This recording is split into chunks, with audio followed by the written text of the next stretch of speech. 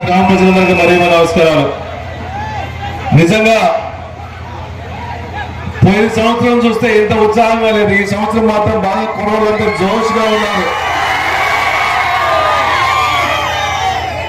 మన ప్రీతం నాయకులు, మన రాష్ట్ర ముఖ్యమంత్రి వర్యులు వైఎస్ జగన్మోహన్ గారు మా కుటుంబం మీద ప్రేమతో మళ్ళా ఇంకొకసారి అవకాశం ఇచ్చి దర్శన నియోజకవర్గంలో పోటీ చేయించే అవకాశం ఇచ్చినందుకు జగన్మోహన్ గారిని ఎప్పుడు మర్చిపోవాలని చెప్పి సభాముఖం తెలియజేస్తున్నా.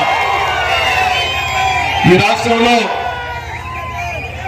ఎలక్షన్ ముందు హామీలు ఇచ్చి హామీలని నెరవేర్చిన ఏకైక ముఖ్యమంత్రి దమ్ము ధైర్యం సత్తా ఉన్న మనగాడు ఈ రాష్ట్రంలో జగన్మోహన్ గారు తప్ప ఇంకెవరు లేదని చెప్పి సభాముఖం తెలియజేస్తున్నా.